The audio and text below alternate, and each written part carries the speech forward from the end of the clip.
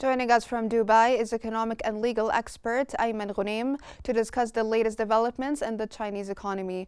Dr. Ayman, thank you so much for joining us on the Economic Bulletin. And first off, what does the upward revision of China's GDP by 2.7% for 2023 signify for its economic resilience and reporting transparency? Well, actually, we know that the Chinese economy is the second largest in the world after the United States. That's in terms of the annual nominal GDP. In 2024, it's estimated that the United States of America will close the year with a nominal gross domestic product of around $29 billion, while China will close the year with around $18.2 billion. So it's the second in the world, and it can be considered also the third in the world if we consider the EU as one block. So the European Union will close the year with around $19 billion US dollars.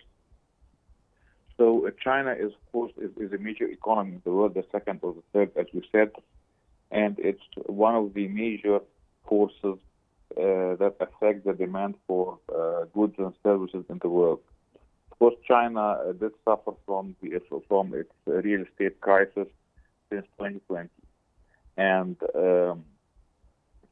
presently China is trying to move on and is trying to boost its economy and boost its growth. And we've seen the promises of the Chinese government and the Chinese central bank to adopt a more expansionary economic policy to ease its money supply, to increase its money supply, to push down interest rates. Now, Dr. Ayman, with the World Bank revising China's growth to 4.9% in 2023 and 4.5% in 2024, how effective are current policy stimulus? Well, we know that the Chinese government has a growth target of 5%. Of course, China did have a double-digit growth in GDP in the previous decade, especially in late 1990s and early 2000s. It's apparent that the international business community do trust China and do trust the resilience of the Chinese economy and the impact of the easing economic policy and the impact of the stimulating package that the Chinese government intends to effect.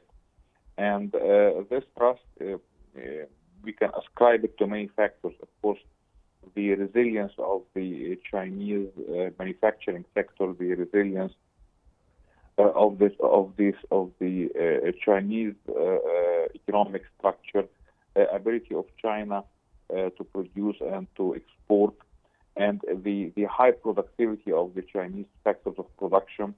Of course, China did suffer not only from the real estate crisis, but also since 2020 from COVID-19 and the severance of many of the supply chains, and then came the Russia-Ukraine war and its spillovers all over the world, especially the increase in oil prices and the inflation. It added to the Chinese problems. But what I want to say here is that the growth of China is a very important factor in the world economy, and the reduction or the sluggish economy, or we can say the reduction in the rate of growth in China because of the COVID-19 and then because of the real estate crisis was one of the challenges in the world economy during the last 3 to 4 years.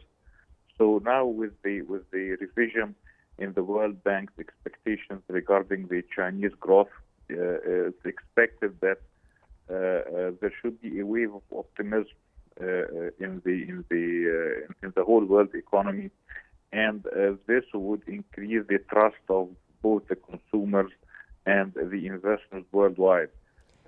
Now, Dr. Ayman, regarding China's goal of doubling the economy by 2035, can it realistically achieve this goal given the need for 4.7% average annual growth? Well, so far, China can do it because it's annual, as you said, its annual growth target is 5%, and presently the World Bank did revise the Chinese growth expectations to 4.9%. Of course, it's challenging because China still suffers from challenges in its real estate sector, in the valuation of the real estate prices. And we have to remember that one of the reasons, or one of the forces behind the double-digit growth during the late 1990s and the early 2000s in the Chinese economy, in its real GDP, was its sustainable and or sustaining real estate sector. So the real estate sector in China, especially in the major towns, the major cities, remains to be one of the factors that would affect such the achieving of such goals. But here, what I'd like to assert on is that the stimulations and the stimulating packages enacted either through the fiscal policy or the monetary policy of China, those stimulations are expected to yield good growth and to yield good results. And that's again because of the resilience of the production sector in China, its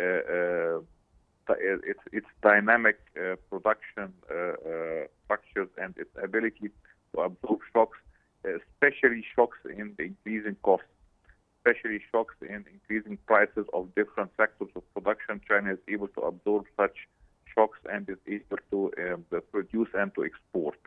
I believe this would be the major role, and also the role of the research and development in the Chinese manufacturing companies.